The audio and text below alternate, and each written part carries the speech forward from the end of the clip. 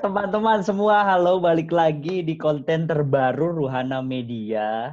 Balik lagi di bareng kita ya, Ji.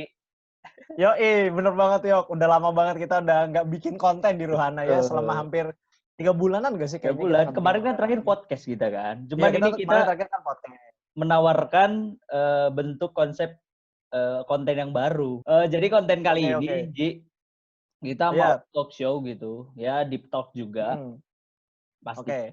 Karena Ruhana Media tidak ingin kehilangan segmentasinya, bener nggak, Ji? Ngomong-ngomong acaranya acara apa sih, Yok? Ya, acara baru kita ini. Kita udah kasih nama konten ini Ruhana It Talks. Jadi topik kali ini, Ji, kita udah milih kan. Kita akan ngomongin yang namanya industri kreatif ya. Langsung, Ji. Langsung, Ji. Udah nggak sabar, Ji. Narasumbernya, Ji. Yang pertama, Ji. Narasumbernya udah nggak sabar nih ya. Jadi kita panggilkan narasumber kita yang pertama. Jadi gue kasih clue-nya dulu nih ya. Siap. Dia ini pria tampan berkacamata, berjambang. Iya. Dulu yang gue kenal tuh dia brewokan, Ji. Iya, dia dulu brewokan. Dari dulu gua kenal pertama sampai sekarang dia kayaknya masih brewokan. Dia satu fakultas juga sama kita. Betul. Dan kebetulan dia itu lagi sibuk-sibuknya punya agensi. Wede. Jadi nggak heran kan kenapa kita ngundang dia kan? Karena kan dia juga di industri kreatif dong. Oke, benar banget. Ini dia. Langsung saja kita panggilkan Kerry Liwi. Welcome halo, Mas. Selamat sore Mas Yosef. Selamat sore semuanya. Akhirnya datang juga. Terima kasih Ruhana tuh yang gini dong. Ruhana tuh yang gini dong. Oh ya. Itu tuh Ruhana kan. Ruhana. Thank you, Ker, ya. Udah mau datang. Ini tamu, enggak tamu sih, narasumber kedua nih udah nunggu-nunggu nih. Dia udah senyum-senyum di belakang layar, pengen in-frame. Ngintip, ngelarak lirik. Jadi ini narasumber kita yang kedua ini nih cewek cantik katanya. Ya. Iya dong, cantik. Kalau cewek itu cantik. Dan katanya sih idola juga di FISIP. Nah, terus Doi ini juga tergabung bersama Kerry di agensi pereklanannya dia. Oke, langsung saja kita panggilkan Sofiana Damanik. Silakan masuk. Hai. Sofi. Halo, selamat sore. Selamat sore. Gimana kabarnya, Mbak Sofi? Baik-baik aja. By the way, tadi idola apa ya maksudnya? Idola karena kan suara kamu banyak di FISIP. Makanya kamu menang. Oh, suara. Okay. Iya dong. Oh iya, hormat. Suaranya banyak. Suaranya banyak. Iya. Dihormati. Suaranya banyak soalnya. Ya, jadi sebenarnya kan kita tuh udah hampir berapa bulan ya, coy? Udah 2-3 bulan ini ya yang namanya kuliah di rumah, belajar mandiri lah, bahasa halusnya belajar mandiri. Benar banget. Kalau kalian gimana sih, Ker, Sof? Rasanya kuliah online gitu susah atau ada perasaan yang aneh nggak menurut kalian? Aku selama kuliah online ini rasanya malah agak kurang produktif sih. Maksudnya dalam kuliahnya loh. Oh, ya. Kayak gitu. Misalnya, ya aku paling males tuh kalau misalnya dosen tuh malah nggak ngasih materi, tapi malah dia tuh ngasih tugas gitu. Tapi di sisi lain, kalau misalnya dosen tuh kayak ngundang tamu atau kayak ngundang pembicara yang lebih yang kompeten tuh aku malah seneng banget karena mereka kan kayak langsung ngasih studi kasus yang real gitu loh. Jadi kayak wah, dapat banyak studi kasus aku di situ. Dan kebanyakan kalau dosen tamu tuh kayak ngasih hadiah juga sih. Yaitu kayak ngasih aku semangat gitu ya? buat iya. Oh bener, Sof. Kayak ngasih semangat buat kuliah online. Kayak gitu sih aku. Oke. Dari Sofi nih. Kalau aku dulu awal-awal ini sih semangat. Saya kan kita belum kebiasaan nih kan kuliah online. Jadi kayak rajin-rajin gitu nyari informasi. Terus nyari-nyari teknisnya gimana gitu. Terus karena sekarang udah mungkin makin kebiasa ya. Maksudnya kayak kita udah ngerti teknisnya gimana, alurnya gimana. jadinya ya itu bener kata Kerry, nyari semangatnya yang susah. Apalagi dosen-dosen yang cuman ngasih tugas, maksudnya nggak ada kayak Zoom kayak gini, kan harus belajar mandiri tuh, kayak kita bener-bener harus baca sendiri, terus kita pahami sendiri, kan kadang itu ya, belum kalau males, belum kalau nggak paham gitu. Apalagi kalau misalnya nggak dua arah gitu kan susah ya untuk nyari jawabannya kayak gimana ke dosen gitu sih. Jadi kalau Nyari misalkan semangatnya yang susah. menurut kalian jadi lebih condong ke susahnya gitu kalau kuliah daring ini? Atau mungkin ada sisi yang gampang gitu loh? Maksudnya lebih menarik juga gitu kuliah daring. Kalau Mungkin ada menariknya dosen ini. tamu yang menarik. Bener itu. Dosen tamu. Menariknya karena dosen kan juga makin gampang kan kalau mau ngajak dosen tamu gitu, atau ngajak misalnya kayak alumni kita yang kerja di mana gitu. Kan bagi dosen tuh jadi gampang gitu loh untuk menjangkit mereka gitu kalau misalnya online. Itu sih serunya sebenarnya, banyak dosen tamu. Terus kan gini kan, Kerry, Sophie, yang namanya kuliah daring, tadi kan Kerry juga udah nyebutin kalau dosen juga para pengajar kita gitu lebih condong ngasihnya tugas online gitu ya. Benar. Nah, resum lah ya, ibaratnya lah ya. Ya, resum gitu. Tugas-tugas resum gitu-gitu.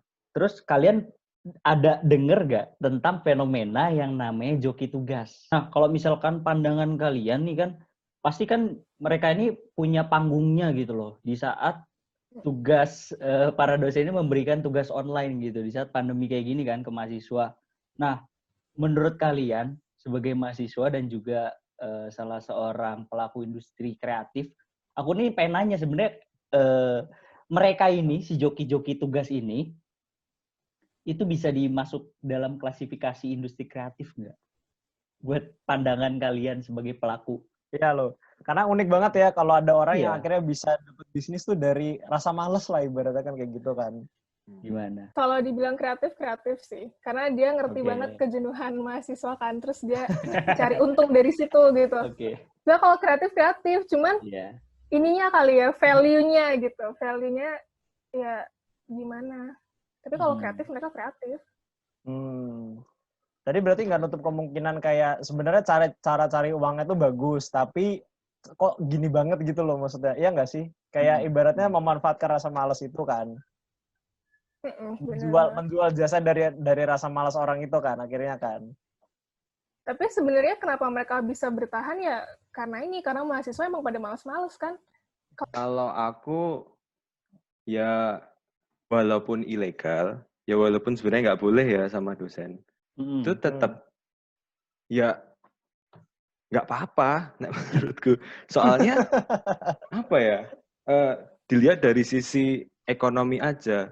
Soalnya COVID sekarang kan mata pencarian tuh kayak banyak yang hilang gitu loh. Betul. Maksudnya Setuju. semua jadi bekerja di rumah dan ada yang dipulangkan dan diliburkan sementara tuh loh. Mungkin motif mereka tuh bukan hanya sekedar untuk mencari uang, tapi bisa aja untuk menghidupi keluarga atau ya cari-cari buat kayak uang dikit buat hidupnya, itu kan bisa. Nah, ini kan tadi udah bicarain soal sedih, terus misalkannya ada orang yang akhirnya bisa manfaatin bisnis dari rasa malas orang. Nah, terus menurut kalian tuh gini, kalian tuh kan pasti dalam satu semester itu kan udah punya yang namanya planning nih, yang timeline. Udah pasti ya timeline kita kayak kalian mau ngapain besok ini kan. Nah, terus karena ada COVID ini nih, timeline kalian tuh jadi malah makin berantakan, atau justru kalian malah justru punya strategi baru kayak, oh kira-kira kalau misalkan tahun ini nggak bisa, misalkan kalian bakal ngelakuin ini di tahun yang selanjutnya, misal kayak gitu. Atau kalian ada kayak gimana sih cara kalian? Kalau aku mungkin timeline tuh ya agak berubah drastis. Tapi kalau mungkin lebih ke timeline ke depannya ya. Kayak misalnya KKN, magang, kayak gitu tuh kayak berpengaruh banget gitu loh. Walaupun apa ya, yang paling berpengaruh bagiku tuh KKN sih. KKN. Itu kayak berantakan. Sama mungkin magang mungkin yang aku harapkan dulu adalah magang di sebuah kota di Jakarta gitu. Tapi kalau besok masih situasinya work from home dan kayak gini terus, ya magang kayak lebih kayak kurang kalau menurutku. Kalau Sofi gimana Sof? Semester ini kayak gimana timeline-nya? Terus kayak ada apa aja sih yang akhirnya diubah ke tahun-tahun selanjutnya? Kalau aku timeline pribadi paling mirip sama Carrie sih, kayak misalnya magang gitu kan. Soalnya beberapa temanku tuh kan emang dari universitas lain tuh mereka udah magang. Magangnya tuh udah mulainya sebelum pandemi ini kan. Terus tiba-tiba saat pandemi, mereka tuh harus ngikutin nih WFH itu. Terus aku ngelihatnya bener-bener kayak kuliah jatuhnya. Jadi mereka di rumah, dikasih tugas, terus ngumpul sesuai deadline gitu sih. Terus makanya kayaknya nih aku bakal mundur gitu magangnya. Soalnya kalau menurutku target magang itu kan gimana kita dapetin suasana di tempat kerjanya ya. Tapi kalau misalnya bener banget. Jadi kalau misalnya cuman kayak dikasih deadline terus kita ngerjain tuh menurutku kurang sih. Jadi kayaknya aku bakal ngerombaknya yaitu magangnya mundur dulu. Mungkin nanti di semester depan skripsi dulu mungkin gitu.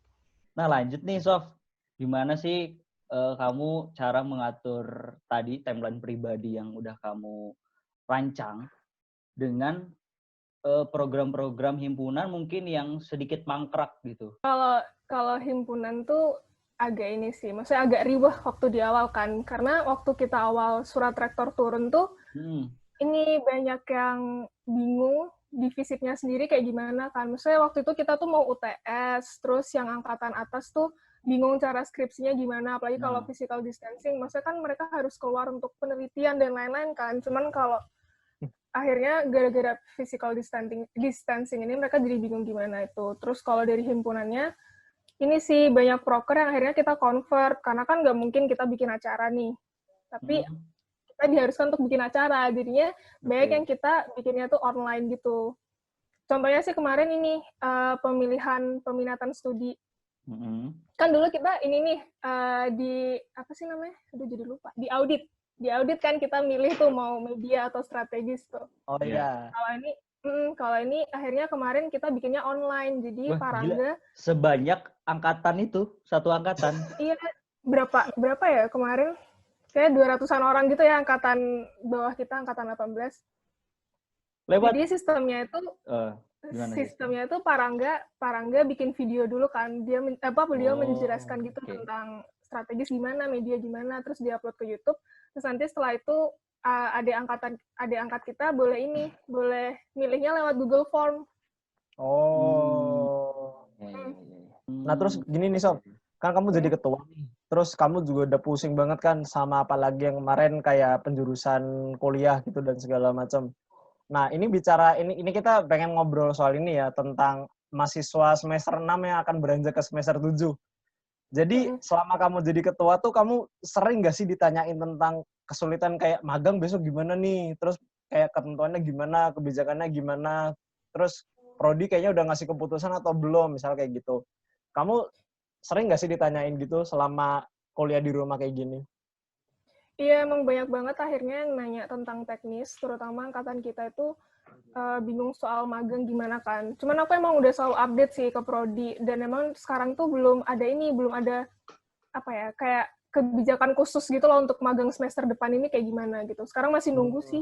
Cuman emang lumayan banyak yang nanya ini kebijakan magang yang baru. Oke, buat teman-teman semua Happy People, jangan kemana-mana. Yang penting kalian tetap stay tune di Ruhana Radio kan, Ruhana Media.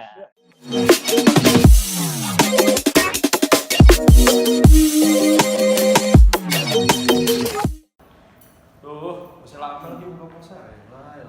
Bentar lagi, Ji. Ini udah jam 4. Bentar lagi dari mana? Masih ribut-ribut. Ini loh, biskuit dulu loh setelah kuliah. Astagfirullah, sabar. Yoga. Pilih. Panji tuh lagi puasa. Oh, astaga. Nggak apa-apa, tuh makan aja. Lin, enggak gitu, nggak boleh. Kan dia emang nggak puasa, non muslim kan, nggak apa-apa tuh. Udahlah, daripada itu mending temenin aku aja cari makan. Oke. Restoran. Mau makan mana nih? Bu Samiun yuk. Oh, Samyun boleh. Ada bakar madu kan? Oh iya, benar. Ikut aja. Ji, maaf ya Ji tadi. Iya, Ya, kalau nggak apa-apa ya, santai aja. Kan nggak puasa juga kan kamu kan santai lah. Kalau aku yang puasa emang aku orang yang sabar. Mulai naik aja marah-marah gitu lah. Kan apa yang enak kalau sama dia? Enggak, aku juga minta maaf ya. Iya nggak apa-apa, udah.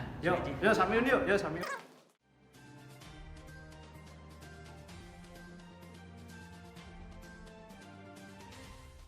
Situasi jalanan di beberapa kota di Indonesia mulai terlihat ramai pasca pengumuman rencana New Normal COVID-19. Para pegiat industri kreatif adakan diskusi online di tengah karantina COVID-19. Museum Sandi memberikan seminar mengenai keamanan siber di tengah maraknya pembobolan data privasi di internet. Halo pemirsa, kembali lagi bersama saya Maria Skarayu. Dalam Ruhana Flash News kali ini, saya akan membawakan berita-berita mengenai situasi jalanan di tengah kondisi pandemi pada bulan Juni ini, serta kegiatan-kegiatan yang dilakukan masyarakat di tengah kondisi dan situasi saat ini. Memasuki bulan keempat setelah pemerintah mengumumkan wabah virus corona sebagai bencana nasional, beberapa jalanan di kota di Indonesia terlihat kembali ramai. Adanya wacana untuk mulai menjalankan new normal dari pemerintah, sepertinya mendorong masyarakat untuk kembali beraktivitas di luar. Di wilayah Yogyakarta, antrian kendaraan di persimpangan Janti, Jalan Solo, terlihat sudah cukup padat. Dapat disaksikan, volume kendaraan, baik roda 2 maupun roda 4, sudah mulai meningkat dan memadati jalur lintas kota Jogja menuju Kabupaten Bantul maupun jalur menuju Bandara Adi Sucipto dan juga kota Solo. Terlihat pula beberapa angkutan umum seperti bus antar kota maupun dalam kota sudah mulai beroperasi dan mengangkut beberapa penumpang. Sementara itu, lokasi wisata seperti Jalan Malioboro masih terlihat sepi. Meskipun jalan-jalan lain di sekitarnya seperti Jalan Ahmad Jazuli, Kecamatan Wonokusuman, sudah terlihat ramai dengan kendaraan yang berlalu lalang. Beberapa tempat di Bekasi, seperti daerah Kranji dan wilayah Bekasi Barat, masih dalam status siaga COVID-19. Sejumlah jalan yang menuju perumahan tampak ditutup dengan spanduk peringatan. Namun, masyarakat sepertinya tidak begitu memperhatikan PSBB. Masih tampak masyarakat berkerumun untuk membeli kebutuhan pokok serta tanpa melakukan physical distancing. Di jalan kabupaten juga terlihat padat dengan kendaraan yang hilir mudik. Masih terlihat beberapa pengguna jalan belum menggunakan masker dan berboncengan. Sementara itu di luar Jawa, seperti Palangkaraya, Kalimantan Tengah, tepatnya Jalan Raja Wali, terlihat mulai ramai kembali. Banyak kendaraan yang berlalu lalang dan rata-rata mengendarai motor. Masyarakat terlihat sudah menaati aturan protokol COVID-19 dengan menggunakan masker saat berkendara.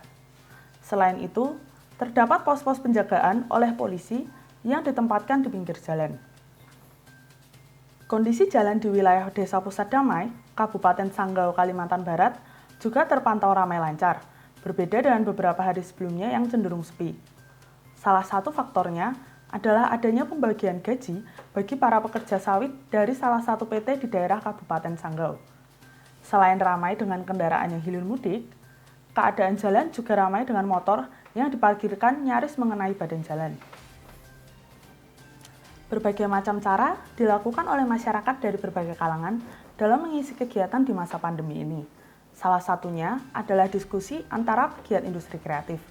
Dipelopori oleh PH Gengsi, Order Disorder merupakan sebuah acara diskusi atau bincang-bincang antara pegiat industri kreatif, khususnya periklanan, mulai dari agensi, rumah produksi, hingga klien. Acara ini diadakan secara daring melalui aplikasi Zoom, didukung oleh beragam komunitas dunia periklanan mahasiswa dan komunitas di Yogyakarta. Order Disorder telah diadakan sebanyak 2 kali, dan dihadiri oleh total sebanyak 300 lebih peserta dari belasan kota di Indonesia. Mengangkat tentang kegiatan latar belakang dari agensi dan rumah produksi, Order Disorder mengundang beragam pembicara yang merupakan pegiat muda yang aktif di bidang industri kreatif. Maraknya fenomena pembobolan data pribadi melalui internet, Museum Sandi bekerja sama dengan Kalaula Kreatif mengadakan seminar bertemakan Lawan Kejahatan Siber, Pentingnya Keamanan Data Pribadi melalui fitur live Instagram pada 5 Juni 2020 lalu. Sesi diskusi diisi oleh Setio Budi Prabowo sebagai Kepala Museum Sandi. Dalam sesi tersebut, Setio memberikan informasi-informasi dasar mengenai kejahatan siber yang umum terjadi di dunia digital, terutama mengenai keamanan data pribadi. Live session diikuti oleh 22 penonton. Sekian berita terkini dari tim redaksi Ruhana. Saksikan terus Ruhana Flash News di Ruhana TV, media pilihanmu.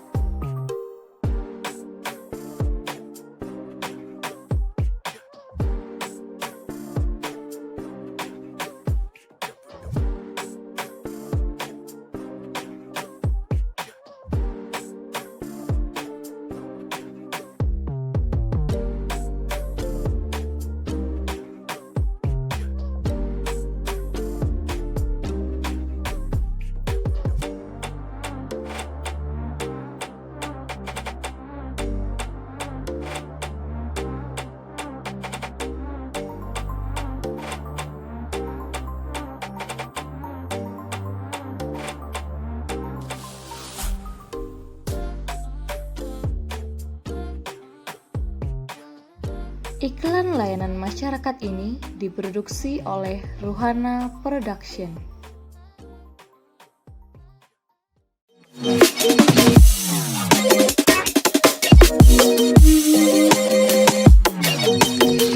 Oke, balik lagi di e-talk show Ruhana bersama gue Panji dan Yoga. Dan kita akan melanjutkan yang seru bersama Mas Kerry Liwi dari Rona Kreatif dan juga Mbak Sofiana Damianik dari Rona Kreatif. Damanik. Oh ya, sorry.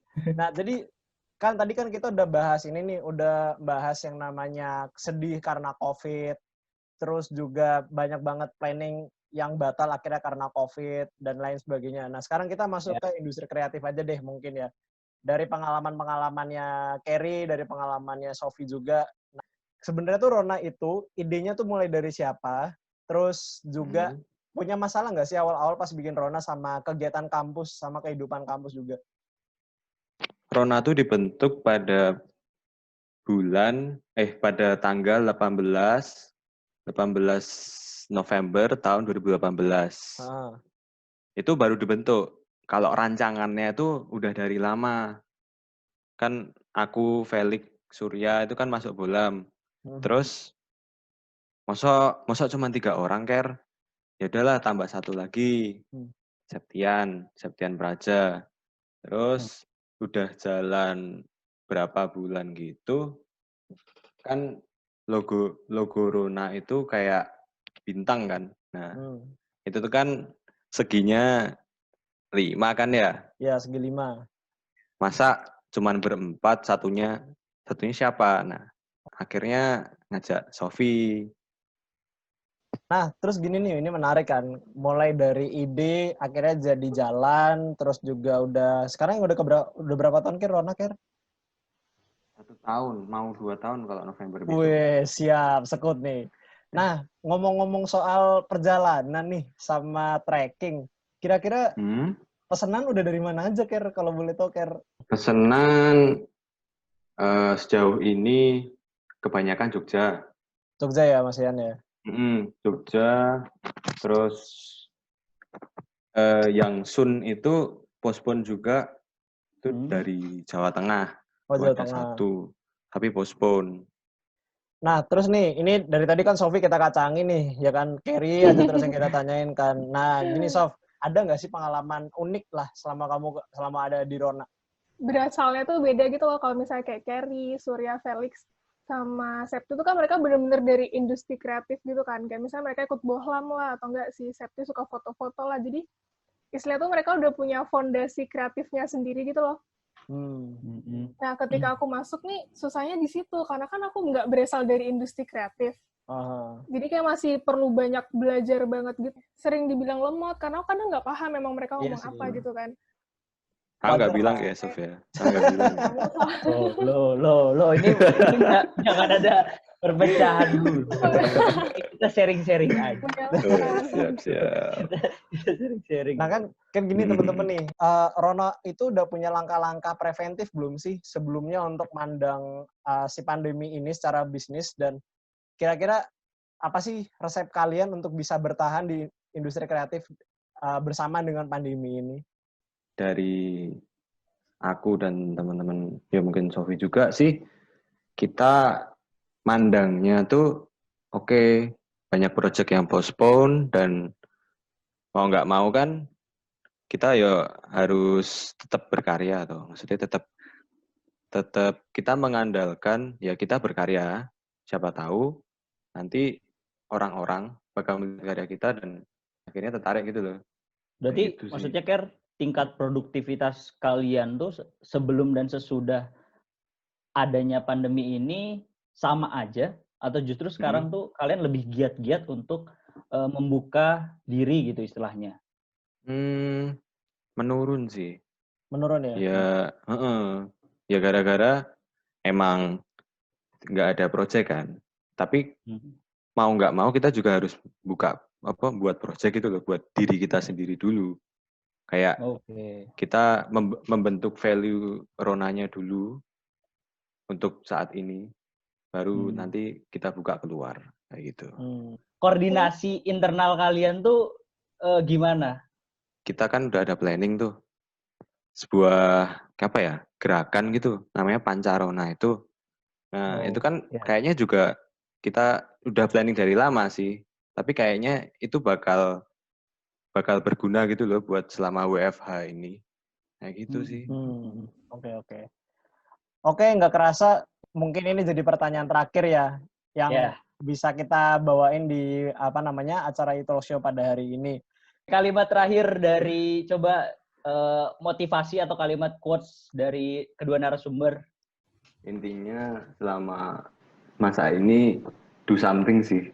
Do something. Jangan males. Pokoknya do something. Kalau Sofi?